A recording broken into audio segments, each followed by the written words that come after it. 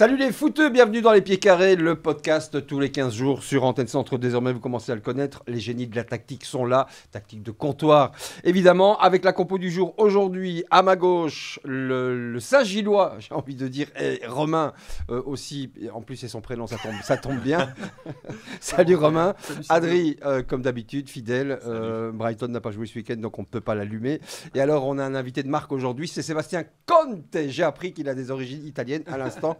Et on le remercie d'être là. Salut Sébastien. Merci à vous. Ça va, en forme? Ça va, bien dormi samedi soir ou pas du tout?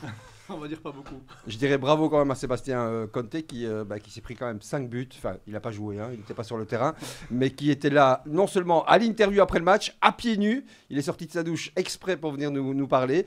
Tous les coachs font pas cela. Donc merci Sébastien d'être là après cette cinglante défaite sur laquelle on va revenir. Alors Sébastien Conte, né le 22 juillet 76, c'est ça? C'est ça. Bientôt la cinquantaine. Bien de rappeler ça. Bientôt la cinquantaine, Sébastien. Ex-entraîneur, entre autres, de Verlaine, du FC Léopold, de Jet et de la Louvière Centre, évidemment. Actuellement, deuxième épisode, deuxième chapitre. Ouais. Voilà. Tu n'as pas hésité à revenir ici à la Louvière? Non, du tout, du tout. Mon premier passage était très positif. Failli monter, hein? Ouais, tout à fait. On était allé au tour final des deux ACFF. Contre l'Antwerp, je me souviens. Ouais, d'abord, on avait gagné contre Meux 4-0 en demi-finale, puis on avait gagné à Binche en finale 1-2. Ouais. Et puis on est tombé contre l'Antwerp, lui 23.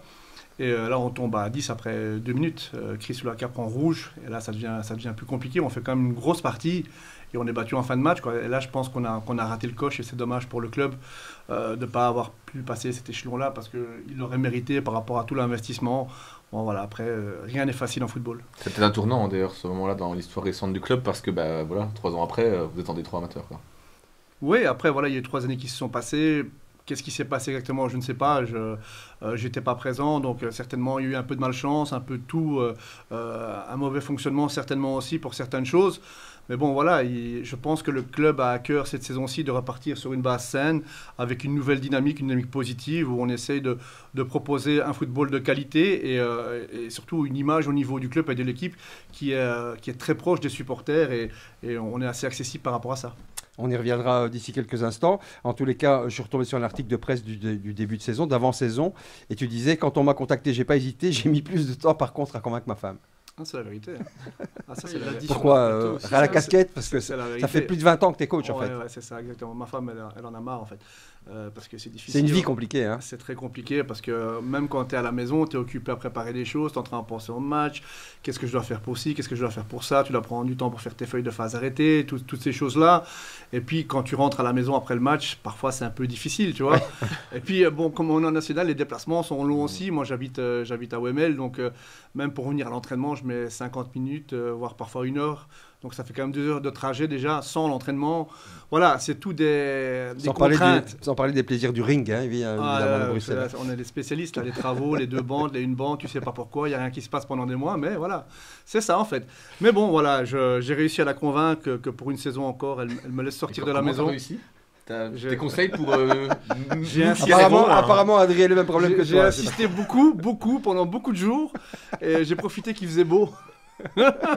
Ça marche mieux. Ça marche mieux, il y a plus de chance. Bon, après, voilà, je dois quand même faire attention.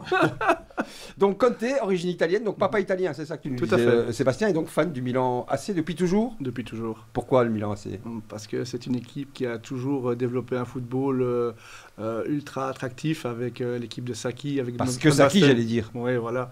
Moi, j'ai vécu cette époque-là, donc c'était quelque chose d'incroyable. Il a innové des choses au niveau du jeu et puis c'était beau à voir. Cette capacité à créer des choses dans chacune des zones, moi j'ai directement adhéré à ça. Donc voilà, et c'est resté. Et c'est ce genre de coach qui donne envie de se lancer comme coach? Bien sûr, bien sûr. Voilà, je pense que j'ai toujours eu cette envie d'être au contact des joueurs pour communiquer ce que j'avais envie de faire sur le terrain, parce que j'ai fait les jeunes avant pendant 10 ans. Donc je pense que je me suis amélioré de saison après saison au contact des jeunes. Après, c'est clair que quand tu travailles avec des jeunes, c'est bien parce que tu as un retour extraordinaire. Tu as de l'affection des joueurs, tu as tout ça. Bon, tout ce que tu n'as pas au niveau de l'équipe première. Bon, voilà. Bon, Sauf parfois quand tu gardes des contacts avec des joueurs que tu as eu pendant pas mal de temps. Mais je veux dire, en règle générale, au niveau adulte, c'est beaucoup plus dur, c'est beaucoup plus sec, plus distant sur certaines choses. Avec des enfants, t'es leur dieu. Tu dis quelque chose, ils vont pas chercher, ils vont t'écouter, tac. Jusqu'à un certain âge, quand même. Après, ça se complique un petit peu. Je dirais jusqu'à 12. Avant de lancer le chrono, le décompte, dernière chose, tu ne dois pas être insensible parce qu'il est arrivé à l'Union Saint-Gilloise depuis toutes ces années en tant que Bruxellois. Romain est là. Oui, non, mais chapeau pour le travail qui a été fait, toute une reconstruction. Avec des sous, hein. Avec des sous, parce qu'on n'a rien sans argent. Bon, parce que voilà, avoir les idées, l'envie, c'est bien. Mais chapeau quand même. Non, chapeau, parce avec qu'ils ont investi de manière assez, tous les ans assez judicieuse, des transferts qui sont toujours bien ciblés, qui amènent quelque chose, comment je veux dire ça, à l'équilibre de l'équipe aussi, mais aussi cette capacité à pouvoir se surpasser dans les gros matchs. Donc souvent, c'est des gars qui arrivent à faire la différence quand on a besoin d'eux, que ce soit offensivement ou défensivement. Et ça, je crois que c'est leur plus grand mérite, parce que comme tu dis, voilà, il y a des joueurs qui partent après la saison, où il y a même des coachs qui partent, comme c'est assez récurrent là-bas, mais l'équipe continue à tourner. Ouais. Ça veut dire que leur mode de fonctionnement est bien assimilé par tout le monde et c'est performant parce qu'il n'y a pas de raté dans le travail de fond. Et ça, c'est important. Après, voilà, je pense que maintenant, ils sont à un point où tout le monde les voit comme des prétendants sérieux au titre maintenant chaque saison, ce qui n'était pas le cas au départ, même quand ils étaient en tête au départ. Il y a 3 ans, je pense, où ils auraient pu être champions. Voilà, je pense que tout le monde s'est dit à un moment, ça va s'arrêter. Mais là, ça fait 3 ans, ou peut-être un peu même plus, qu'ils sont ultra performants. Et si je dois comparer avec Anderlecht, il y a 10 mondes de différence. Ah, pourtant, j'ai habité Anderlecht pendant plus de 30 ans. Donc, oui, voilà. Et puis pour clore sur l'Union, Romain, tu iras dans mon sens. Voilà, il y a les data, l'aspect foot, l'aspect tactique, les qualités des joueurs. Mais il y a aussi les hommes. Il paraît qu'ils remplissent une dizaine de pages pour savoir quel profil de garçon il transfère, c'est ça, il y a vraiment une sélection pour être certain que la mentalité des joueurs colle, même la mentalité du personnel. C'est la méthode Tony Bloom comme à Brighton, exactement. Il fallait le placer, ça. Non, mais c'est vrai. Non, c'est vrai, bah oui. Faut qu'ils l'ont appelé pour savoir. Oui, mais de toute façon, Tony Bloom il marche comme ça. Il y a un logiciel où même ce que mangent les joueurs avant le match, il est indiqué dans son truc. Donc c'est un algorithme incroyable. Bah, tiens, à propos de passion, de mentalité, il faut que tout colle. C'est créer vraiment une osmose. Et bah oui, ça prend. Et peut-être qu'on ira voir un match avec Seb. Hein. Qui sait. Et puis d'abord, on fait une autorisation à ma femme. Un petit mot. Sinon, quand t'étais venu en plateau, t'avais ton petit bracelet aussi. Ouais, mais j'ai là tous les matchs. Mais mets-le quand tu lui demandes alors. Ouais, c'est vrai. J'ai pas et attends le soleil. Alors c'est marrant, en parlant de l'Union et le maillot de l'Argentine, McAllister a joué avec Messi. Il a joué. On a vu la photo. C'est fou comme les parcours parfois de joueurs sont incroyables. C'est mérité pour lui. C'est dingue. Pour moi, à l'heure actuelle, sans vouloir être chauvin parce que c'est l'Union, c'est le meilleur défenseur du championnat. Ouais, ça fait. C'est pas la première saison. De là, se retrouver en équipe argentine, quand même, c'est. Allez, c'est bien. On lance le chrono d'ici quelques instants. Avant cela, donc chapitrage, le premier chapitre, tout le monde en parle. C'est parti pour les pieds carrés. Allez, tout le monde en parle évidemment à deux jours après le premier match des Diables pour la qualif, ce fameux déplacement au Kazakhstan. On ne peut pas ne pas parler des Diables Rouges. Vous avez tous vu le match ? Oui. Ouais. Non, Sébastien, non, évidemment. J'aurais mieux fait. Donc, tu n'as pas vu ce but encaissé par la Belgique, donc même pas un petit résumé. Non, j'avais pas le cœur de regarder le football tous les week-ends. Oui, mais effectivement, tu en manges déjà assez. J'ai envie de dire. Les garçons, qu'est-ce que vous en pensez ? Qui est responsable sur ce but et la prestation des Diables ? Bon, Théâtre fait une erreur. De Winter défend pas top, mais surtout Matsels, non ? Ouais, pour moi, la balle peut pas passer par là. Premier poteau, ça doit être fermé. Mais Théâtre peut pas perdre la balle non plus. Théâtre peut pas perdre la balle. C'est une succession d'erreurs en fait. Et puis il faut quand même souligner, voilà, notre gardien fait une erreur. Le gardien du Kazakhstan a fait le match de sa vie hors norme. C'est clair. Si à la mi-temps c'est un 4, c'est pas volé non plus. Oui, c'est clair, mais là tout le monde est en train de tomber sur le Diable Rouge à raison. Mais comme tu dis, il faut relativiser. Le match, on le joue 10 fois, on le gagne 9 fois. Cette fois-ci, on l'a pas gagné. Mais il faut, avec l'équipe qu'on avait, le nombre de blessés qu'on avait, je pense qu'il faut relativiser le résultat. D'autant qu'il fallait pas gagner absolument. À partir de là. Moi, j'ai quand même une remarque par rapport au match. J'ai pas vu le match, j'ai juste vu la compo. Je pense que Salamaker c'était sur le banc. Ok. Pas compris non plus. Sincèrement, ok, je suis supporter de Milan, mais c'est même objectivement. Voilà. T'as raison. Quand tu vois la saison qu'il fait à Milan, où il est c'est le meilleur Milanais depuis. Que Allegri le met tous les matchs sans exception, même en Coupe d'Italie. Ouais, mais il déverrouille les matchs aussi. Ouais, il est décisif. Tant des deux côtés du terrain, il est décisif. et que là, tu vas jouer au Kazakhstan, c'est quand même beaucoup d'heures de vol, non? Donc, à la limite, dans le principe, il dit je ne le mets pas pour le reposer. Alors, on ne le fait pas voyager, aller-retour, là, laisse-le ici, il fallait le jouer mardi. Voilà, je ne sais pas quand il joue contre le Liechtenstein. Donc, voilà, à la limite, tu vois, dans ce sens-là.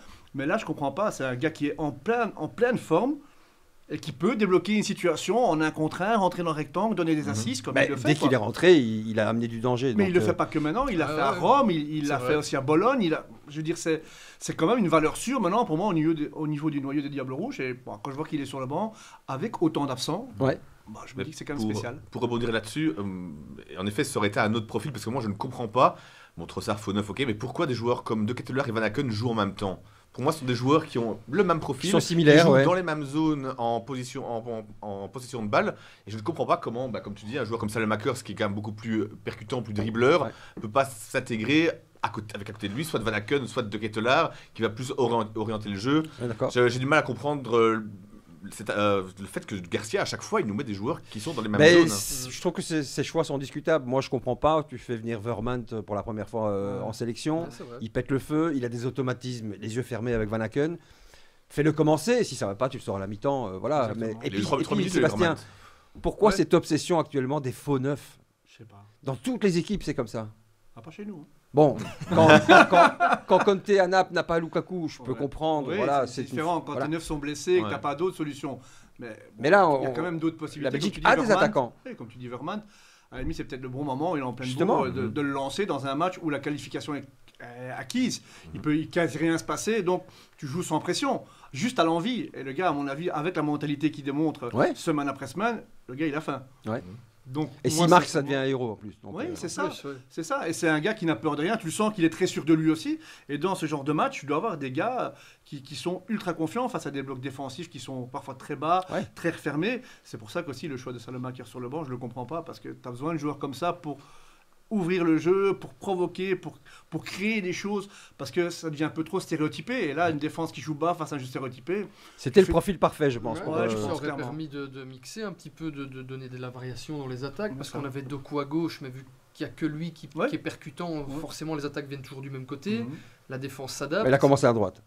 Mais il joue, voilà, donc, et avec Guardiola, il joue de plus en plus dans l'axe. Après, il suffit un jour qu'ils sont un peu moins bien, lui, pour que l'équipe ne joue plus. Alors, quand tu as la possibilité d'avoir 2 joueurs à des profils un peu similaires, bon, c'est pas tout à fait la même chose, parce que Doku, il est hors norme, mais je veux dire, des gars capables d'éliminer, de créer, de s'infiltrer, t'en mets un à gauche, t'en mets un à droite. Vraiment. Alors le danger vient des 2 côtés, et pas juste un. Enfin, je sais pas. Ce que je dis, c'est bête, mais c'est très simple en même temps. Je trouve que ça devient dangereux, parce que j'ai l'impression que les Diables se reposent plus que sur Doku. Mais ça, c'est déjà comme ça avec Tedesco, en fait. C'est le problème. Et de toute façon, quand Lukaku va revenir, et ben là, on ne se reposera plus que sur Lukaku. Donc c'est à chaque fois le problème, c'est que dès qu'il nous manque un joueur, en fait, on a toujours besoin d'avoir ce joueur clé. Et est-ce qu'on est vraiment une équipe? C'est une autre génération. Dans un groupe où c'est le plus faible des qualifications. Si tu nous mets dans n'importe quel autre groupe, faut attendre le dernier match pour se qualifier. 3e, on se qualifie pas. Ça, c'est assuré. Mais la chose qu'il y a, et je crois que tu as tout à fait raison par rapport à ça, c'est qu'il y a 2, 3, on va dire 4 joueurs d'un niveau international. Et le reste, ça sont des joueurs moyens, tu vois. Pas dans le 11 de samedi. Dans le 11 de samedi, le seul joueur, c'est peut-être Trossard. Je parle en général, tu vois, dans le noyau. Moi, l'équipe, elle est pas waouh, tu sens pas un collectif fort. Parce que parfois, tu as des équipes qui se basent sur 2, 3 joueurs très forts, mais avec des gars qui ont un ADN et une mentalité, et une grinta qui je veux dire, qui apportent... qui tire le groupe et qui apporte une énergie positive à tout le reste, tu vois. Le meilleur exemple pour illustrer ce que tu viens de dire, c'est la Norvège. J'allais te le dire, voilà. La Norvège, là aussi. Ils ont 2, 3 gros joueurs et après, t'as tout le monde qui travaille à 200% dans chacune des zones. En Belgique, t'as pas ça. La défense, elle est en papier mâché. T'as l'impression que quand il y a un gars qui fait un demi-bon match, il faut qu'il soit international, ou il est là. Pour moi, il y a des joueurs qui sont surcotés, tu vois, à ce niveau-là. Donc c'est compliqué. Donc l'entraîneur non plus n'est pas le seul fautif à ce niveau-là. Voilà, il fait des choix un peu spéciaux. Après, comme je dis toujours, on n'est pas dans le vestiaire, on ne sait pas ce qui se passe, on sait pas. Donc c'est toujours plus facile pour nous d'émettre un avis. Voilà, ça c'est sûr. Mais j'ai regardé plusieurs matchs des Diables sur les matchs précédents. Je les ai jamais trouvés transcendants ou extraordinaires. Et les vrais leaders que tu as ou que tu avais dans les gros matchs, ils n'ont pas été présents non plus. Non. Quand tu étais contre la France, c'était pas... Quand tu t'es fait taper par le Pays de Galles, c'était pas non plus. Quand tu as perdu contre l'Argentine, c'était pas non plus. Donc, c'est la force des grands pays, des grandes nations de football, c'est que dans les gros matchs, tes gros joueurs, ils sont là. Ouais. Ils répondent, quoi. Et en Belgique, ça n'a pas été le cas. Et maintenant, tu n'as plus, où les gars sont en phase descendante, maintenant, tu n'as plus ça. Donc, moi, je pense qu'il faut faire un constat en se disant, voilà, ils sont qualifiés, ils vont se qualifier. Oui, c'est déjà bien, hein. Franchement, il faut se bien, satisfaire de ça. C'est ça, hein. mais c'est sincèrement, pas anodin quand même. Hein. c'est ça, ils vont aller à la Coupe du Monde pour essayer de faire des choses positives, mais il faut pas que, enfin, moi, c'est mon avis, après, j'ai pas la prétention d'avoir raison par rapport à ça, mais ils feront jamais grand-chose à la Coupe du Monde par rapport à ça. S'ils n'arrivent pas à trouver une alchimie entre eux, parce que tu sens pas cette alchimie. Moi, à mon avis, ils veulent gagner, mais ils font pas tout pour gagner. Ouais. C'est totalement différent, tu vois. Ouais. Donc voilà. Il y a un problème au niveau de la mentalité. Je sur une chose quand même pour relativiser tout ça. Moi, dans mon adolescence, même voilà, entre 2000, l'Euro 2000 et 2014, j'ai pas connu un seul tournoi où la Belgique a été. Maintenant, depuis 2014 jusqu'à 2026, ça fait 12 ans que la Belgique est à chaque tournoi. Ouais. Donc on doit quand même se dire que même si on est déçu de ce qu'on voit par rapport au glorieux passé, on doit quand même être content à chaque fois d'être là parce que c'est pas le cas de tous les pays. Bien sûr, certains pays ratent la qualif aux Coupes du Monde même plusieurs fois d'affilée, donc c'est un plus gros pays que nous. Donc, je crois que tu parles de l'Italie là, je pense. Ça c'est pas drôle. Ouais, on a été habitués à... Ça c'est pas drôle. Après attends, ils sont pas éliminés encore. Hein. Non, ils sont pas qualifiés non plus. Hein. Justement, c'est l'occasion aussi de parler de ce nouveau format de qualification pour la Coupe du Monde. Italie meilleur deuxième, passe pas. Donc voilà, ça suscite beaucoup de débats en fait. Hein. Le problème par rapport à ça, je pense que Gattuso s'est exprimé en commentant voilà, autant de qualifiés dans la zone Afrique, autant de qualifiés en Amérique latine. Bla, ok. Moi je comprends bien ce qu'il dit, mais après les règles tu les connais au départ. Oui, ça, sûr. Donc moi j'estime que quand tu as un pays comme l'Italie, tu dois pouvoir passer même s'il n'y a qu'un seul qualifié. Voilà. Après, c'est une équipe en pleine reconstruction. Il est arrivé, il prend une équipe comme ça. Hier, on a vu, je pense, deux visages. Un visage plutôt positif. Ouais, mais la Norvège n'avait pas joué en première mi-temps. Non, c'est ça, mais c'est ça. Et finalement, une fois que c'est devenu 1-1, le match, il est fini. Mais après, dès qu'ils ont pris le but. Ouais. Mais dans leur tête, ils savaient déjà qu'ils allaient au barrage. Il fallait gagner 9-0, je pense, pour se qualifier. Je veux dire, c'est totalement surréaliste. Donc voilà, je pense que c'est spécial, mais chaque année, comme je dis, les règlements changent, les formats changent. Il faut pouvoir s'adapter, ça fait partie du foot moderne. Donc voilà. Elle est un peu ridicule quand même, hein, cette sortie de Gattuso. Franchement, quand on prend 7-1 sur les deux matchs face à la Norvège, je pense qu'on fait preuve d'un peu plus de modestie. Et d'autant que par rapport au nombre de pays dans le continent africain, il y a quand même beaucoup moins de qualifiés qu'en Europe. Donc je j'ai pas du tout compris sa sortie. C'est un peu de la mauvaise foi du somme. Je sais pas comment on peut dire ça. Que j'allais donner justement concernant l'Afrique, on fait la même chose chez nous. Et les Congolais, ils ont fini deuxième de leur groupe. Ils ont passé une demi-finale de barrage. Ils ont gagné la finale de barrage. Et ils doivent encore jouer les barrages intercontinentaux. Donc le parcours est encore plus dur que pour l'Europe. Et puis même il y a de la qualité dans ces équipes aussi maintenant. Tous les plus gros joueurs jouent dans les gros clubs européens. Je veux dire, il y a un niveau. Le but de la Coupe du Monde aussi, c'est d'avoir du niveau entre les équipes. Donc ces équipes-là ont leur place clairement dans ce tournoi. Après, voilà, c'est peut-être... il est comme ça. Après, il y a à boire et à manger dans ce qu'il dit. Bon, voilà, après... Et le Cameroun et le Nigeria n'iront pas à la Coupe du Monde, par exemple. C'est quand même deux énormes pays du foot africain et ils n'ont pas trouvé la place pour se qualifier. Bien sûr. Ça dit que ça prouve que le niveau est... C'est ça, c'est un véritable combat. Hein. Tous les matchs sont hyper disputés. Si toutes les équipes européennes sont à chaque fois qualifiées pour la Coupe du Monde, ça nous fait un Euro bis. Exactement. La Gambie a fait 26 sur 30 et n'est pas qualifiée. Donc, de toute façon, écoute... ça pose question, quand même. Par rapport à l'Italie, je suis à 200% derrière la squadra, mais quand tu fais deux prestations ou deux non-prestations comme ça face à la Norvège, en termes de résultats, il ne faut pas parler. Et en Israël, en sortant, on sait comment en fin de match. Oui, j'ai vu le match. Oui, voilà. Mais après, voilà, il faut faire profil bas, il faut continuer à travailler. Et puis, voilà, il reste les barrages. Hein. La vérité, les gens du terrain, donc il peut parler autant qu'il veut, dans un sens comme dans l'autre. Lui, il serait évalué sur les résultats qu'il va faire. Puis, il y a un problème de qualité pour clore sur la squadra. Là, on mène 4-2 contre Israël. Il y a 10 ans, jamais tu... prends pas de but. Jamais, mais en fait, il y a deux choses. Si tu la formation aussi, Sébastien. Voilà, si tu me permets par rapport à ça. Un gros problème. Déjà, quand tu regardes le championnat italien, il y a trop de joueurs étrangers moyens. 85%. Moyens. Donc, il y a tellement de jeunes Italiens qui ne demandent qu'à avoir du temps de jeu, qui sont relégués en série B, série C, série D, qui sont prêtés pour faire jouer des gars à un niveau moyen. Oui, mais donc, les coachs sont frileux en Italie pour faire jouer les jeunes. Allegri en premier. Ouais. Ouais, peut-être, mais je crois qu'au niveau de la fédération, il faudrait instaurer quelque chose, justement, si tu veux. Il y a un problème de fédé, clairement, de politique sportive, oui, en tout cas. C'est clair, là, ils sont côté de la plaque totalement, mais bon, là, on va débattre pendant 8 heures, alors. Mais, on verra. Mais c'est clairement ça, et puis, honnêtement, pour moi, dans l'équipe italienne, il y a des gars qui sont surcotés. Je vais prendre un exemple. Ouais, non, mais défensivement, Bastoni est surcoté. J'ai eu peur que tu dises Mancini. Non, Bastoni il est surcoté. À l'Inter, il fait de très bons matchs, mais chaque fois qu'il joue en Italie, le gars, c'est son cousin qui vient jouer. Franchement, c'est pas possible, tu vois. Donc, c'est... Alors que ça doit être un pilier derrière, tu vois. Avec l'expérience qu'il a, du championnat, de la Champions League, ici. Moi, quand je vois ses prestations, je suis pas convaincu. Mais le problème, c'est qu'il n'y a pas autre chose. Ouais, non, parce que les jeunes ne jouent pas, parce que les jeunes ne jouent pas dans le championnat. Il y a un problème encore moins en défense. Alors là, il y a un problème de doublure des postes. Regarde après, pas italien, mais il a joué en Italie. Et le cas d'Inaisen, c'est aussi en partant à l'étranger qu'on lui laissait pas sa chance dans le championnat. Moi qui suis un suiveur de la Juve, je peux te citer 10-12 noms de joueurs top talent, jeunes, formés à la Juve, qui n'ont jamais eu voix au chapitre. C'est dingue. Donc voilà, il y a un problème là, de mentalité aussi, des coachs aussi. Clairement. Mais il faut une bonne formation, alors que les équipes de jeunes italiennes prestent à un très bon niveau. Quand tu vois les 17 et tout ça, les équipes, ça joue, il y a de la qualité. Et après, les gars, quand ils arrivent en je veux dire U21 ou juste avant, U19, après ils sont bloqués. Il y a les finances aussi. Hein. On va vite chercher avec beaucoup de millions des jeunes qui ont 16-17 ans. Hein, donc, et en plus, pour terminer sur l'Italie et les chances de Coupe du Monde, je pense vraiment qu'il y a un blocage psychologique maintenant pour les joueurs et que ça va être très compliqué de les débloquer. Hier soir, les grands spécialistes disaient justement le problème il est surtout mental en fait. Ouais. Ils vont avec cette mentalité aussi de s'arracher. Et puis la peur à nouveau de rater une Coupe du Monde qui sera la troisième d'affilée. Il y a le syndrome Macédoine, hein, donc d'il y a quelques... Donc voilà. Je crois qu'ils ont eu 16 tirs cadrés, pas un but, et les autres ils tirent une fois au goal. Enfin, on verra. Le tirage au sort, c'est le 5 décembre, je crois, pour les barrages. En tout cas, après, sincèrement, moi j'y crois. Je pense qu'ils vont inverser la tendance. Et puis, je pense qu'on est aussi dépendant, c'est triste à dire, mais de Chiesa à Liverpool qui n'a pas voulu venir maintenant.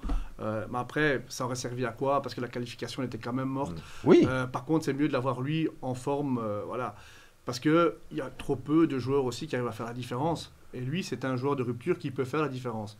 Quand tu gagnes l'Euro, c'était un des grands bonhommes de l'équipe. La défense, c'était un mur, mais lui, il a fait la diff. Et ça, il n'y a plus. Donnarumma, l'Euro surtout. Donnarumma. Non, mais il n'y a plus les fameux numéros 10 italiens. C'est sûr. Voilà, des Pirlo, des... c'est clair. Il y a des profils, hein, mais on en revient au problème de la jeunesse. Regarde à la Roma, Baldanzi, c'est un gamin qui a de l'or dans les pieds. Parfois, il joue une mi-temps, parfois le match d'après, il joue 5 minutes. Ouais. C'est difficile de s'illustrer, de faire ses preuves et du coup de prétendre à une place en sélection. Donc, Bon, en tous les cas, on verra pour ce tirage au sort pour les barrages, pour la squadra donc. Mais je suis un peu de ton avis et je pense que ça devrait le faire. Je te remercie. Ça devrait le faire. Merci à vous. Allez, on passe maintenant à l'actu des clubs. Allez, l'actu des clubs et alors, avec la présence de Sébastien Conte. Donc on va commencer par la D3 CFF évidemment avec ce derby tant attendu qui s'est déroulé samedi soir. RAL, la Louvière B contre la Louvière Centre. 5-0, 3-0 après 16 minutes, 4-0 à la mi-temps. Sébastien, je te demandais, évidemment tu n'as pas bien dormi, tu n'as pas encore revu tes joueurs depuis. Je t'avais interviewé, d'ailleurs merci, je le dis publiquement, d'être venu à l'interview. Tous les coachs ne le font pas après 5-0. Et pieds nus en plus. Ouais, c'est vrai. Hein. Je me suis dépêché. Il sortait de la douche, il s'est dépêché, il pieds nus. Alors qu'il faisait froid. Ça, le respect, la coiffure, ça allait ou pas? Mais je sais pas, j'ai pas osé demander parce que là. La coiffure, j'étais surpris qu'il n'ait pas de chaussures. Quand on interroge Sébastien, il faut savoir qu'il demande toujours avant comment ça va se faire. Moi, je suis très mauvais conseil, évidemment, de très mauvais conseils. En plateau, premier invité de la saison de C'est Foot, c'est la première question que tu m'as posée avant qu'on prenne l'antenne. Je sais pas, je fais un blocage là-dessus. Ces gens obsédés par leurs cheveux quand même. Parce que tu es venu pieds nus, mais est-ce que tu as quand même fait un high five à Silvio avant le début de l'interview? Non. Pourquoi, non? Oh, comme ça, oh là là, c'est petit ça. C'est petit. Esprit humour d'Iconec un petit peu. Ouais, non, mais voilà, ça entre Bruxelles, on se connaît. Moi, en tous les cas, quand je dois faire des faces caméra, je ne pose pas de la question de la coiffure. C'est un avantage aussi.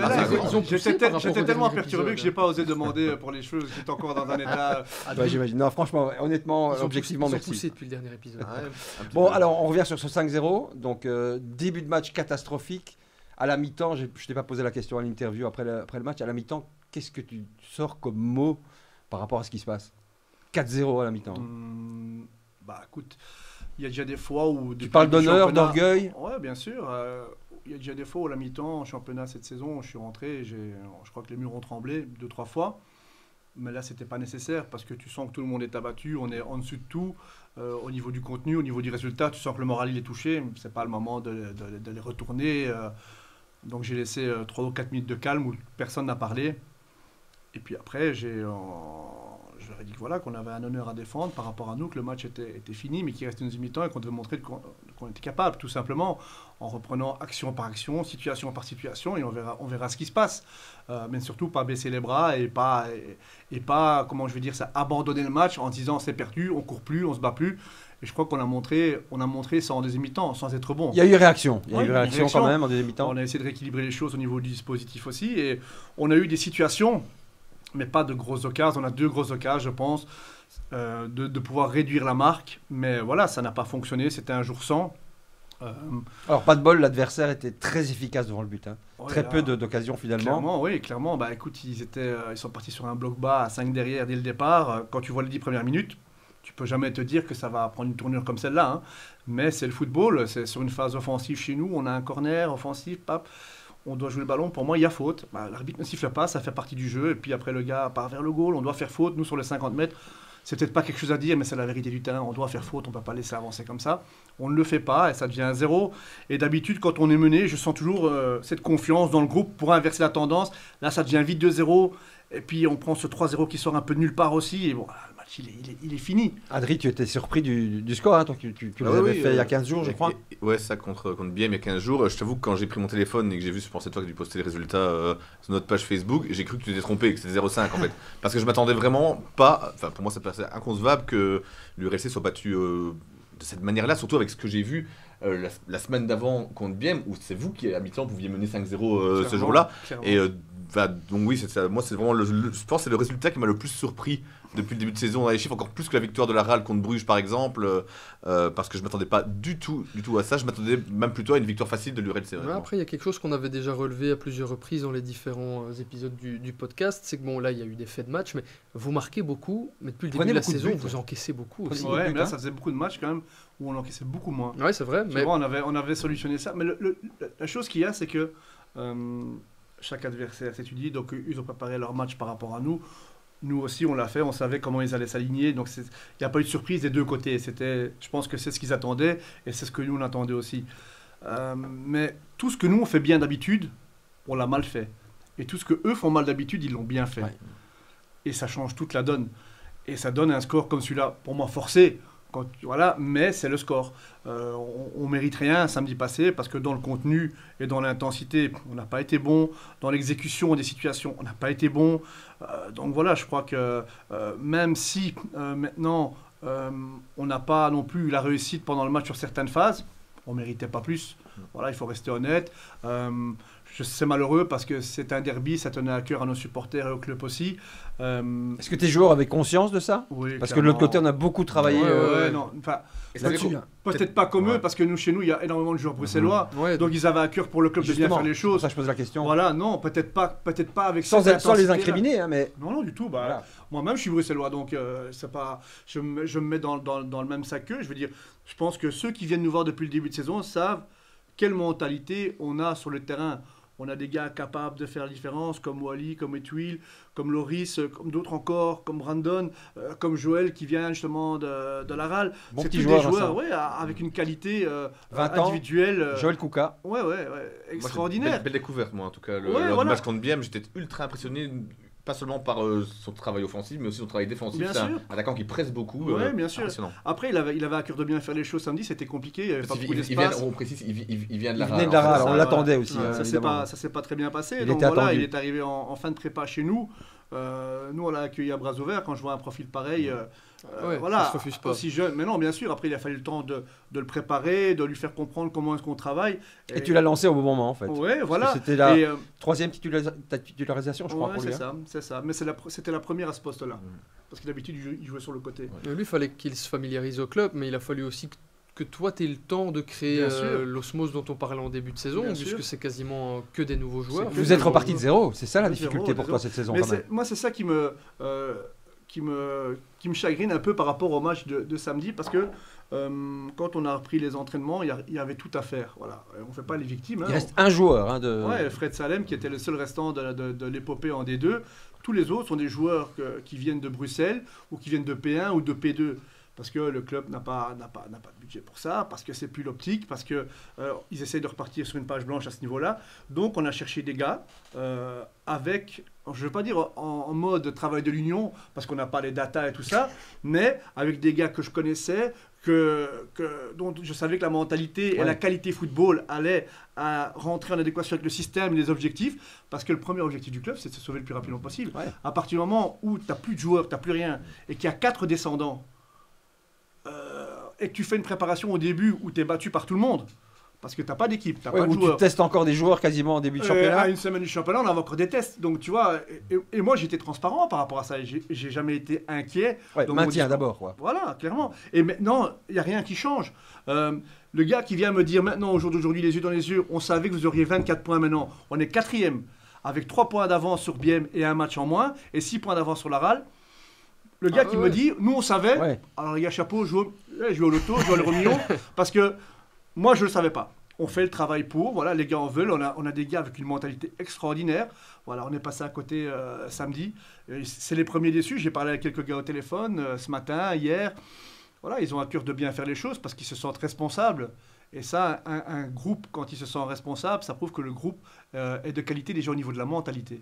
Oui, et impliqué. Oui, bien sûr, bien sûr. Ben, voilà, je pense que, je le répète encore. 24 sur 36, personne n'aurait mais en dehors de ça, même sur le contenu, à tous les matchs, on a joué pour gagner. On va à Tertre, on est battu à 3 minutes de la fin, mais on a joué pour gagner. Quand les gens viennent nous dire, vous êtes la première équipe à venir ici, hormis Moucron, à jouer au football et à essayer de gagner.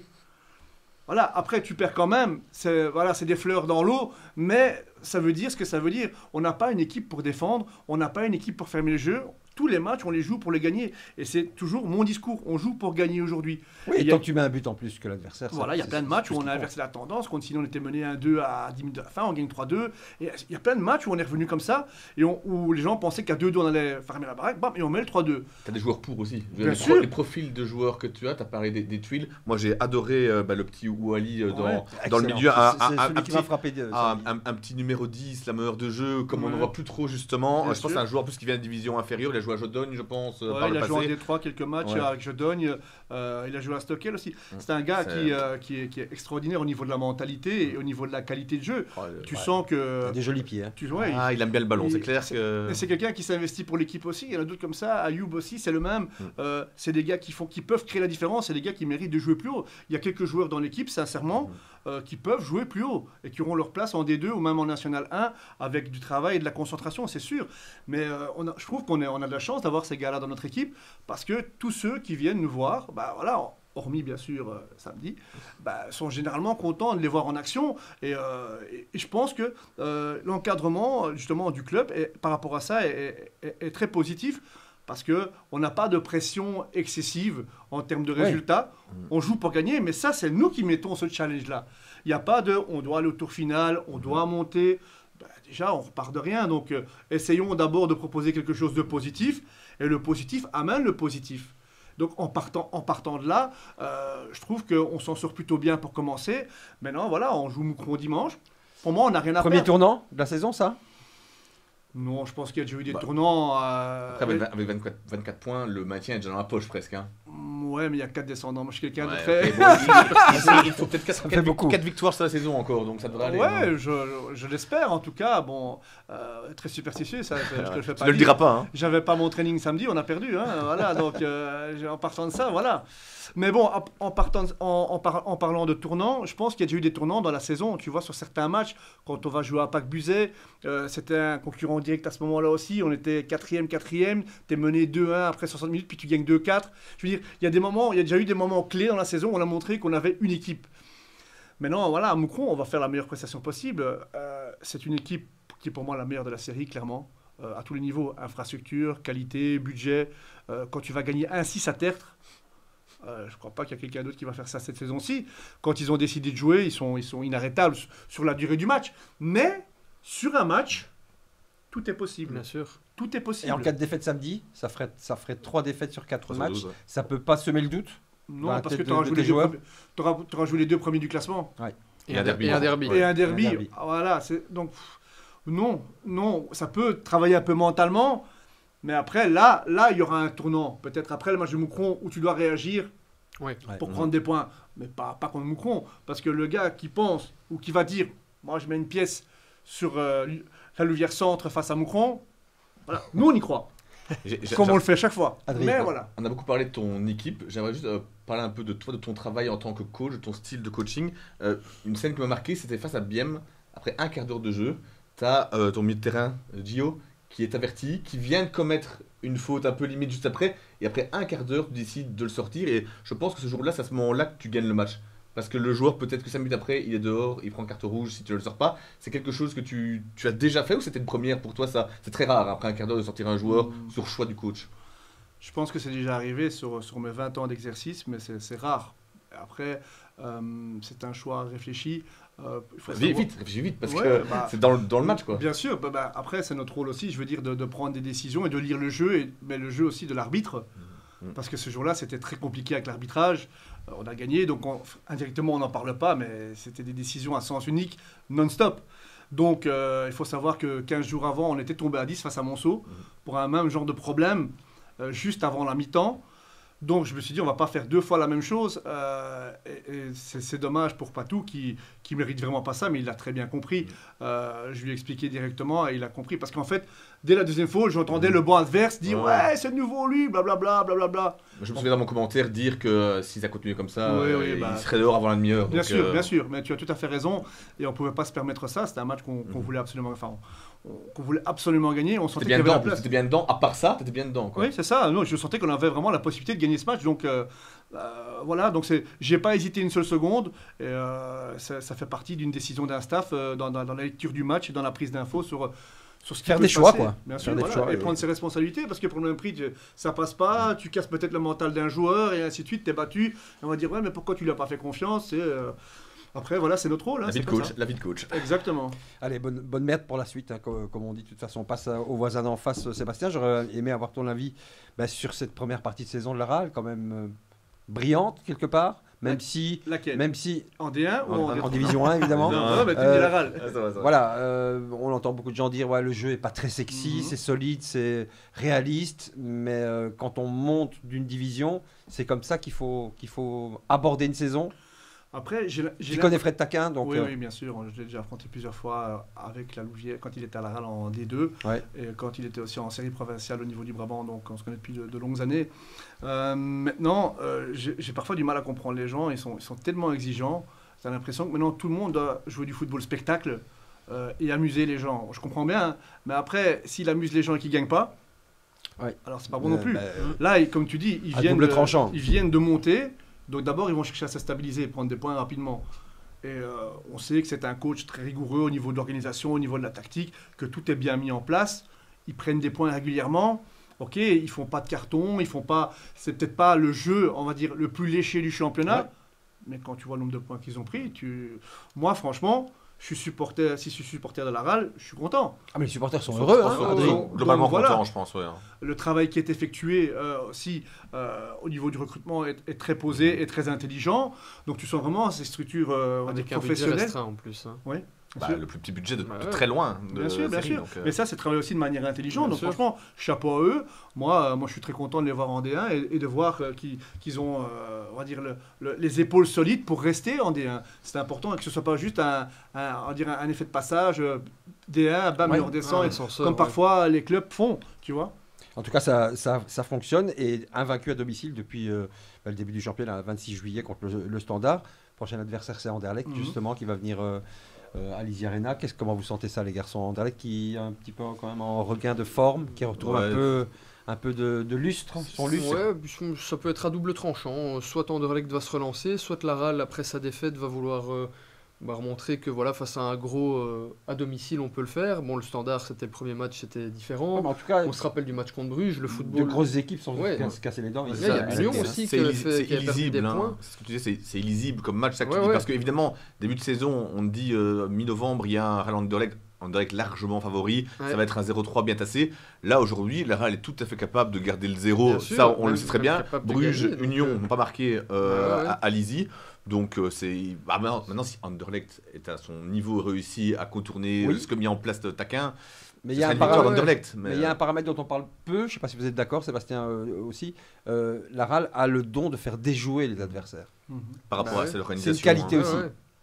Bien sûr. Ça rejoint ce qu'on disait, c'est pas toujours très sexy sur le terrain. Mais ça c'est le travail de Fred Taquin. Et un gardien qui gagne des points, et voilà. Voilà.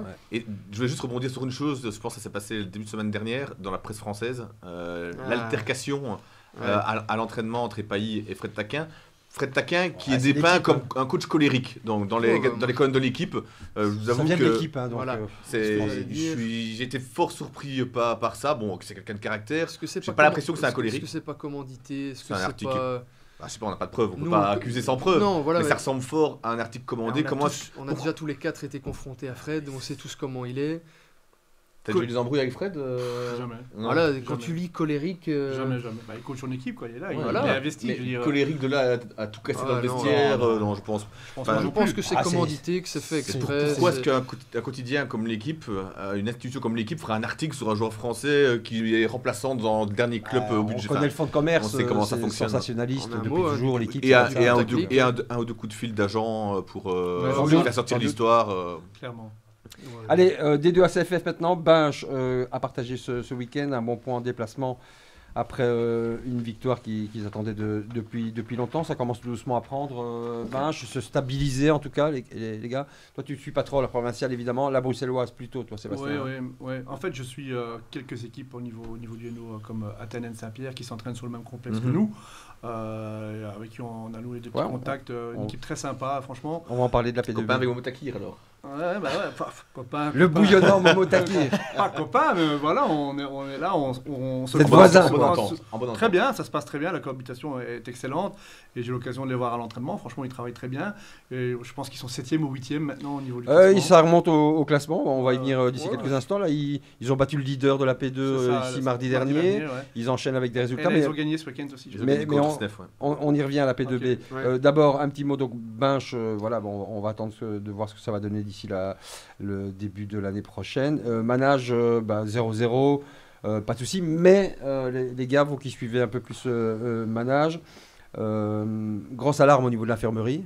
Là, ça commence à devenir compliqué. Là. Donc Tom Scoey qui s'était fracturé la jambe il y a quelques semaines, Justo maintenant, Depride, rupture du tendon d'Achille, Wildemersch, pubalgie, opération peut-être, ça commence peut-être à faire beaucoup. Disons qu'on a commencé avec des jeunes joueurs dans le noyau élargi en début de saison. Ensuite, les jeunes joueurs, ils se sont trouvés sur le banc. Et maintenant, on doit les titulariser. À Tournai, il y avait 5 jeunes. Hein. Ouais, c'est ça. Donc, il y a une crise terrible au niveau des blessures. C'est un manque de chance parce qu'en plus, l'équipe tourne vraiment bien depuis qu'Akan Öztürk est arrivé. Exactement. Et d'un côté, Manage, je dis pas qu'ils n'ont plus rien à jouer dans la série, mais enfin bon, ils sont déjà tranquilles pour le maintien. La montée avec tous ces blessés, franchement, ça paraît un peu réaliste. Donc, c'est peut-être le bon moment pour donner du temps de jeu aux jeunes. Moi, j'ai envie de dire que c'est dommage parce que en début de saison, moi personnellement, j'avais trouvé ça un petit peu trop rapide de leur part d'annoncer directement vouloir jouer la montée. Finalement, la sauce a commencé à prendre. Maintenant, ils sont frappés par les blessures alors qu'ils sont aux portes du top 3. J'ai envie de dire que c'est con, c'est dommage pour eux. Tant mieux pour les jeunes. Mais tant mieux pour les jeunes. Il y a toujours du positif là-dedans. C'est que ça va permettre à certains joueurs d'avoir plus d'expérience pour l'année prochaine. Et à ce moment-là, être un sérieux candidat à la montée. Oui, et finalement, c'est logique dans la philosophie du club, parce que c'est vraiment un club formateur qui intègre beaucoup de jeunes chaque année dans l'équipe première et dans le noyau. Donc, c'est un excellent centre de formation. Ils ont toujours donné confiance aux jeunes. J'ai déjà dit plusieurs fois, allez voir dans la région, dans les équipes de P1, P2, P3, le nombre de joueurs qui ont fait leur classe en jeunes à Manage. C'est très impressionnant. Ok, on croise les doigts pour les manageois. Un petit mot sur les filles de la RAL quand même, qui quand même sont tout doucement en train de se rapprocher de leur objectif, à savoir la montée. Donc elles sont en tête au nombre de points perdus. À égalité avec Anderlecht et OHL. Et le prochain match, c'est Anderlecht RAL, justement. C'est ça. Donc ce sera un premier test de la saison pour... On n'oublie pas qu'être co-leader avec OHL et Anderlecht, ce sont des équipes B. Donc elles ont battu le Standard ce week-end. Et finir troisième derrière ces deux équipes-là, c'est la montée. Donc elles confirment leur bon état de forme et tout ce qu'on dit de positif sur elles depuis le début de la saison. C'est un club qui tient à son équipe féminine, qui tient au développement de ses équipes féminines, puisqu'il y a pas mal d'équipes de... Donc oui, franchement, ils se donnent les moyens d'y arriver, et on le sait, c'est monter direct, cette montée finale... L'entraîneur disait il y a 2-3 semaines, l'objectif c'est le top 4, on y est, mais au mois de novembre. Bien sûr. peut-être Une attendre petite avant. pensée quand même pour Justine Gombozo, la gardienne qui s'est blessée dans un accident domestique apparemment, donc qui est out pour plusieurs mois. Un coup dur, on verra comment elles pourront surmonter ça. Alors là, on la salue, on lui souhaite de bon courage. Allez, on descend en provincial maintenant, rapidement, puisque le chrono tourne quand même assez vite. Soigny marque un peu le pas, 1/6, les garçons, se rejoint au classement. Hier à l'interview, ils sont rejoints par Molenbeek, du coup, même Molenbeek est en tête, je crois, c'est la différence de but maintenant. Mais bon, il y avait un gros client quand même. Ouais. Je Map, c'est quand même l'un des favoris d'après qui est en crise. C'est ça, oui, en début de saison, ils étaient vus comme l'un des gros favoris, comme vient de le dire Adri. Là, pour eux, là, ils restent sur 2 défaites et un nul. En comptant Soigny, 1/9. Soigny, c'est 1/6, c'est un petit coup d'arrêt. On les a entendus hier à l'interview. Les joueurs, on espérait que le creux arrive le plus tardivement possible. Maintenant, vu qu'ils ont remporté la première tranche, j'ai envie de dire que ça a moins de conséquences. Ils veulent être champion maintenant, mais ils veulent être champion. Donc, je sais pas, toi tu as joué cette équipe en amical. Ouais, juste avant le championnat. Elle t'avait fait une bonne impression, tu disais. Ouais, très belle équipe. Il y a quelques joueurs vraiment très très intéressants. Ça ne m'étonne pas de les voir dans le haut du classement au niveau de la P1, parce que tu sens une équipe bien en place, bien dirigée aussi, où chacun sait ce qu'il doit faire. Il y avait beaucoup d'envie aussi dans ce qu'on a vu quand on a joué contre eux, même si ça reste un match amical. Pour moi, c'était un match amical de très très bonne qualité qui nous a permis, nous aussi, de voir certaines choses, mais c'est grâce aussi à la force de l'adversaire.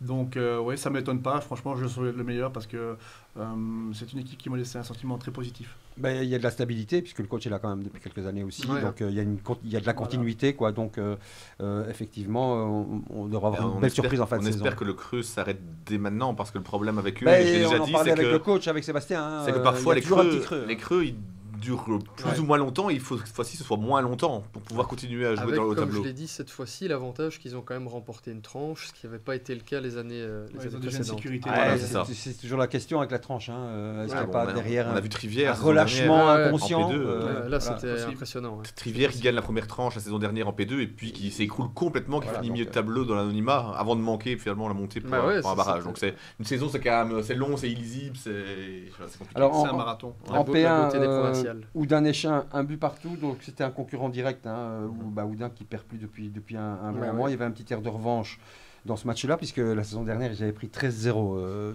sur les 2 matchs contre Néchin.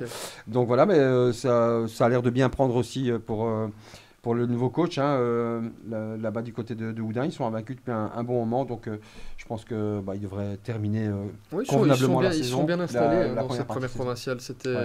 Il a fallu le temps aussi. Il a fallu le temps, mais les différents invités qu'on a reçus dans ces foot, ça a toujours été la même chose. C'était de la patience, on va s'installer paisiblement dans cette première provinciale, et c'est ce qu'ils sont en train de faire, et c'est chouette, puisque malheureusement, là où tu parlais tantôt de faire l'ascenseur, nous c'est ce qu'on vit, j'ai envie de dire, chaque saison avec nos clubs de la région du centre. Généralement, les équipes qui montent de P2 en P1, elles y restent un an, elles redescendent, parfois elles redescendent même directement. On a vu le cas avec Neuville qui s'est sauvé à la dernière minute, à la dernière seconde du dernier match de la saison. L'année d'après, ils redescendent. Donc voilà, c'est agréable à voir qu'il y a quand même une équipe autre que Soigny qui arrive à se maintenir dans cette première provinciale. Mais toi qui suis le foot provincial plutôt du côté de Bruxelles, c'est pareil de votre côté au niveau de la différence, dans l'écart de niveau entre la P2 et la P1. Oui. Nous ici, on a l'impression que c'est la plus grande différence en fait. Ouais, la transition est difficile. Par rapport à avant, oui. Parce qu'il y a beaucoup, en tout cas sur Bruxelles, en P2, c'est beaucoup d'équipes de jeunes, où les clubs ne lancent que des jeunes. Donc c'est totalement différent. C'est pas des hommes, quoi. C'est un football ça reste encore plus naïf, parfois très beau à avoir joué, je dis pas ça, mais plus naïf, moins d'intensité. Quand tu arrives en P1, il y a quand même on va dire, plus d'équipes matures, avec un budget pour atteindre la nationale. Donc ça change tout. C'est déjà rien que ça fait 10 mondes de différence. Donc voilà. Et puis la difficulté de la première provinciale aussi, toutes les équipes le disent, c'est qu'il y a énormément de clubs du Tournaisie qui ont vraiment un niveau. Si on reprend toujours des adversaires 5 dernières années, c'est quasiment chaque fois une équipe du Tournaisie qui est championne. Ce qui évoque Sébastien à l'instant, c'est ce qu'on disait avec Mons B, qui dès qu'elle descend en P2, survole la série avec 15 points d'avance. Et dès qu'elle remonte en P1, ça joue le maintien, parce que c'est quand même différent le foot des hommes. Clairement. Après, c'est pas qu'il manque de qualité, mais c'est autre chose. C'est un autre foot. La roublardise aussi, on l'a toujours dit. La roublardise. Après, la montée de la P3 à la P2 est pas spécialement plus simple. De ce qu'on a entendu des Cossines hier, c'est aussi compliqué. Effectivement. Donc, au niveau de la P2B, donc le leader, l'Heureux, n'a pas joué ce week-end puisqu'il joue en Coupe du Hainaut cette semaine. On en vient à tes voisins, tes voisins à Ain-Saint-Pierre, Athènes, donc, qui est un peu l'équipe en forme du moment. Ils enchaînent les résultats là. Ils ont battu l'Heureux justement mardi dernier dans cette journée lors du congé. Leur objectif avoué, c'est le tour final. Je pense que voilà, ils vont y arriver. Il faut voir comment ils vont. Ils rebondissent bien, mais il y a eu cette histoire avec Giovanni Di Frenza, c'était très surprenant quand même. Limogeage prématuré, mais bon, j'avais lu quelques petites choses. Je sais pas si c'est un limogeage ou un départ. Giovanni disait, on n'est plus en accord sur pas mal de points, et il disait que c'est l'extra sportif qui est en cause. Donc à mon avis, c'est peut-être la personnalité de l'entraîneur qui colle pas forcément avec des joueurs. Aucune idée. Donc voilà, mais en tout cas. En tout cas, je ne peux pas vous aider par rapport à ça. Moi, c'est le terrain. Et au niveau sportif, s'il continue sur cette lancée-là, oui, c'est un objectif qui est réalisable. Ouais, je pense. Après, moi, sur la qualité de travail que je vois à l'entraînement, franchement, ils travaillent super bien. Ce sont des gars hyper sympathiques. Il y a vraiment une osmose entre eux. Moi, ça ne m'étonnerait pas qu'ils remontent clairement au niveau du classement parce qu'avec le travail qu'ils effectuent à l'entraînement, il y a un moment où ça va tourner pour eux aussi. Peut-être qu'ils n'ont pas eu de réussite sur certains matchs, comme pour certaines équipes, tu peux parfois très bien jouer et être battu aussi, ou avoir quelques petits manquements, mais que si tu corriges, finalement, les victoires s'accumulent. Donc moi, je m'inquiète pas trop pour eux. Quand je vois ce qu'ils font à l'entraînement, ça va aller. Donc tu es coach et scout en même temps. Je fais tout, je suis multitâche. Je fais aussi la lessive. Et le barbecue. Pendant les matchs des jeunes. Voilà. Alors l'autre équipe en forme en P2B, c'est Estine qui n'arrête plus de gagner. 5 victoires en 5 matchs. Ils reviennent à 3 points du Reux. Ça peut être la petite surprise là, Adrien. Il faut croire que contrairement à tout ce qu'on dit depuis le début de saison, le championnat n'est pas encore fini en P2B. Donc on s'est peut-être un peu avancé en voyant le Reux largement au-dessus. Je pense qu'ils ont un petit passage plus compliqué. Je pense quand même que sur la longueur, l'Heureux est la meilleure équipe. Avec une affinité de derby aussi. De ce que j'ai vu, c'est important. C'est ça, les derbies à chaque fois, c'est bien placé pour le savoir. Ce sont des matchs un peu particuliers. On n'est pas obligé de le rappeler à chaque fois quand même. Je crois qu'on va bannir ce mot-là. Ce qui est agréable, c'est qu'on a des derbies du haut de tableau, du milieu de classement, des derbies du bas de tableau. Il y a des équipes à nous partout. Donc, Alors tu as reçu un joueur d'Ecosine hier. Domenico Augello. Ecosine qui est bon dernier. Là, ils ont pris 2 buts. Ils ont battu hier contre Nast à la 96e, 98e. Sinon, c'était 0-0, encore un résultat positif. Qu'est-ce qui se dégage de l'interview d'hier soir? Alors, le premier point, c'est presque 10 minutes de temps additionnel en P2B. C'était du jamais vu, apparemment. J'ai beau demander. On a déjà vu. Quand on entend les explications, pourquoi 10 minutes, que ce soit du côté de Nast, que ce soit du côté d'Ecosine, personne n'est capable d'expliquer pourquoi il y a eu 9 minutes 18 de temps additionnel. C'est pas la première fois qu'on prend un ciel, je vois ça. Et du coup, forcément, ils craquent dans les arrêts de jeu, ils prennent 2 buts alors que finalement, ils tenaient un bon résultat. Ils accrochent l'une des équipes qui est aussi candidate à la montée. Et finalement, c'est un espèce de système, de schéma qui se reproduit de match en match. Ils avaient jamais oublié que l'arbitre est seul en P2. Oui. Mais il y a eu une série très encourageante pour Ecosine en octobre. 4 matchs sans défaite, 3 nuls, 1 victoire. Contre Rivière notamment. Ils reprennent espoir. Là. Mais quand tu regardes les matchs nuls, la physionomie du match, c'est systématiquement la même chose. Ils mènent, et dans le dernier quart d'heure, ils craquent. Ils s'écroulent, quoi. Ouais. Donc, voilà, le physique. C'est ce qu'il expliquait. On a préféré privilégier, garder les joueurs qui ont été champions de P3 et garder l'osmose, la cohésion du groupe. Mais en se rendant compte que certains joueurs sont un peu limites pour la P2. Allez, on verra ce qui se passera du côté d'Ecosine. En tout cas, Nast, Estine et Athènes Saint-Pierre reviennent très très fort dans cette première partie de saison. Voilà, on arrive au temps additionnel. Jingle, et on en parle tout de suite. Allez, le temps additionnel, le voilà. On cherche souvent une actualité pour parler de ce temps additionnel. Je voulais aborder la santé mentale des sportifs de haut niveau, Sébastien. On en parle peu finalement. Alors, en revenant du match samedi soir, je tombe sur une publication d'Adrien Bongiovanni, ancien joueur de la RAL, qui met fin à sa carrière à 26 ans parce que dépression. Donc, c'est vraiment un débat, la santé mentale des sportifs de haut niveau. On peut prendre l'exemple du joueur de la RAL, Alexis Beka, qui a failli mettre fin à ses jours il y a 2 ans. Top joueur, je pense, pour la RAL. Et qui renaît tout doucement, qui a marqué contre l'Antwerp malgré la défaite. C'est un sujet, ça, la santé mentale des sportifs de haut niveau. Même à très haut niveau, enchaînés comme ça. Parce qu'on entend toujours dire, oui, mais ils gagnent beaucoup d'argent, donc voilà. Mais on peut avoir une fatigue mentale vraiment. Bien sûr, parce que la pression est constante, l'obligation de résultat est constante, tu dois rechercher la performance à tout moment. Et puis le temps d'une carrière, c'est pas très long non plus, donc il faut être présent sur le court terme, voir tout ce qui se passe. Tu as une famille derrière aussi, parfois ça ne tourne pas comme il faut, tu as les blessures, tu as l'état de forme. Je pense qu'il y a tout un travail mental à faire avec les sportifs de haut niveau, pas seulement au niveau football. Hein. Et je crois qu'il parle beaucoup de ça aussi au niveau des États-Unis. Au niveau de la NBA, il y a eu beaucoup de joueurs qui maintenant font appel à des psychologues et tout ça aussi. Il y a quelques années, il y avait carrément eu une grève. Donc, c'est ça. Et des joueurs très connus. Il y a 15 ans, on ne parlait pas de psychologue du sport. Hein. Non, avant tu aurais dit ça, on aurait rigolé. Systématiquement, les joueurs se plaignent qu'il y a trop de matchs. Systématiquement, on en rajoute parce que ça génère plus d'argent. Et puis, on se retrouve avec des joueurs qui craquent. Et c'est logique. Moi, ce qui m'a surtout marqué avec Bongiovanni, c'est quand il a dit « j'avais des crises d'angoisse en montant sur le terrain ». C'est fou. Hein. Quand tu te rends compte que... à la base, le football, c'est quand même un plaisir, une passion. C'est un sport, ça devient un métier. Mais quand un joueur professionnel te dit « je faisais des crises d'angoisse en montant sur le terrain », ça montre. C'est interpellant. Il y a quelque chose qui ne va pas. Il y a quelque chose qui. C'est pour ça que je voulais avoir l'avis de Sébastien. Je pense que un des gros problèmes, c'est le tabou qu'il y a encore autour de là.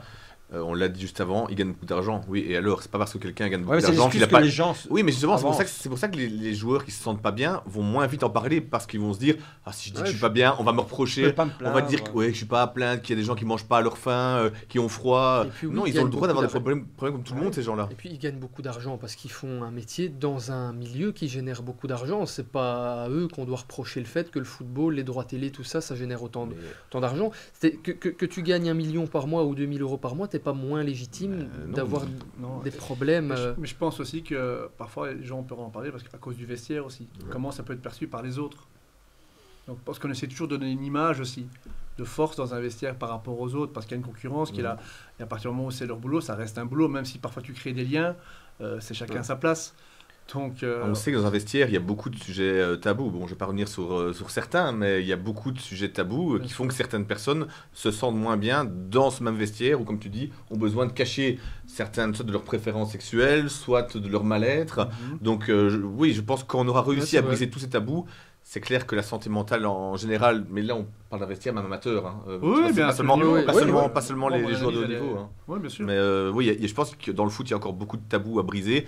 C'est bien que tout doucement, avec des histoires malheureuses, c'est toujours pas de par les mauvaises histoires, les histoires compliquées, qu'on arrive à parler de ces problèmes-là. Je pense à Alexis Beka qui a failli mettre fin à ses jours, comme tu l'as dit, qui a mis 2 ans à se reconstruire. Mais au moins maintenant, on parle de ces problèmes-là. Même Bongiovanni qui en parle. Dele Alli qui l'a fait aussi. Dele Alli qui très mal en Angleterre. Et les clubs s'organisent. La RAL a une cellule psychologique depuis peu, avec, rappelez-moi son nom. Anthony Vandenborg. Anthony ? Oui, mais et Lanvin. Lanvin. Donc voilà, je l'ai croisé justement samedi, Anthony Vandenborg, il était là. Mais c'est pour ça que effectivement les clubs s'organisent, il y a une cellule psychologique, donc c'est un vrai sujet aujourd'hui. Bien sûr. Et les clubs mettent aussi en place des programmes pour leurs jeunes joueurs. Je pense notamment au club de Crystal Palace qui a mis en place un programme pour accompagner les joueurs qui ne décrochent pas le premier contrat pro, pour les accompagner dans la vie active, sans les laisser comme ça dans la nature. Ah, t'as fait du foot depuis tes 5 ans, t'as 18 ans, t'as pas gardé, mais maintenant démerde-toi. Non, ça c'est terminé maintenant. Santé mentale, oui, il y a ça, mais il y a aussi le foot, comme on disait, ça génère beaucoup d'argent. Il y a de plus en plus de clubs aussi qui ont embauché des structures, qui ont mis en place des structures pour éviter à leurs jeunes aussi, une fois qu'ils signent leur premier contrat, d'avoir leur première grosse somme de tout claquer. Tu peux vite péter un plomb. Je pense que personne ne sait ce que c'est avant d'être dedans, sans être dedans, parce que c'est... Enfin, je sais pas, s'il y a 18 ans, il y avait eu 1 million d'euros tombés sur mon compte, franchement, je sais pas si je serais ici maintenant pour en parler avec vous. Je sais pas quel genre de carrière j'aurais fait, mais... En tous les cas, pour Alexis Beka, je trouve que ça force le respect. Franchement, super histoire. Ce garçon. Et je pense qu'on a tous hâte, en plus, de le voir plus, du coup. J'ai envie de te poser la question, toi qui suis vraiment très sérieusement la RAL, c'est presque un transfert en plus là. Ouais, c'est ça, mais avec la qualité qu'il a ce garçon. Là, on y est à l'aboutissement de ce coup de poker qu'ont tenté les dirigeants de la RAL. C'est clairement comme ça qu'il l'avait expliqué. Il n'y avait même pas entendu. C'était un coup de poker. On va tenter de le remettre en forme. C'est un joueur d'une qualité qu'il n'aurait jamais pu se payer si ça avait été un gars qui était prêt et tout. Donc là, maintenant, ils y sont. Ils ont réussi à leur taper. Le gars, en plus, ça fait de la bonne pub aussi au club parce qu'on en parle un peu partout. Je pense pas du tout que c'était l'objectif du club. Non. En plus de ça, ça fait une bonne pub. Et le gars, il va arriver au deuxième tour, parce qu'on y est presque, au deuxième tour en D1A. Il va arriver comme un vrai renfort. Et franchement, s'il revient même à 80% du niveau qu'il avait quand il a joué les Jeux Olympiques avec la France, quand il a été transféré à Nice pour 13 millions d'euros depuis Moscou, je pense. Donc c'est un mec qui a déjà eu 20 millions d'euros placés sur sa tête. Donc je pense que c'est un renfort. Comme tu dis, c'est un renfort pour la RAL à partir de maintenant. On disait que la RAL avait des problèmes offensivement. C'est pas un attaquant, mais c'est un box-to-box. C'est créatif. C'est un box-to-box. Ce sera une solution offensive en plus. Donc, Vista, c'est bénéfique pour lui, pour le club et pour les supporters. Donc et je pense que maintenant qu'il s'est sorti de toute cette galère, à mon avis, sa motivation, ça va être quelque chose. Je pense aussi. D'ailleurs, c'était très marrant de voir les images de la défaite à l'Antwerp quand il a marqué. C'était presque une victoire. Tout le monde était content. Le banc a sauté. Tout le monde était content. C'est magnifique. C'est joli à voir. Voilà, c'est terminé. Je voulais aborder cet aspect-là parce que je trouvais ça intéressant. On en parle de plus en plus. Sébastien, bonne continuation. Merci. Tu reviens quand tu veux. Tu connais l'adresse maintenant, tu la connaissais déjà. Si tu peux changer de maillot, ça m'arrangerait aussi. Mais donc, bonne merde contre Moucron. Espérons que vous allez aller chercher le petit résultat surprise. On va tout faire pour. Écoute, c'est très costaud. C'est très très costaud, mais le match, il faut le jouer. Nous, on y croit. On va faire tout cette semaine pour bien être prêt dimanche et repartir sur une dynamique positive. Eh bien, mon petit doigt me dit qu'on sera là pour venir faire le résumé. Merci les gars, merci Sébastien. Bon retour du côté de Bruxelles. Vous pouvez retrouver évidemment le podcast sur notre site internet et sur notre chaîne YouTube. Nous, on revient le 1er décembre prochain. Ciao, à bientôt.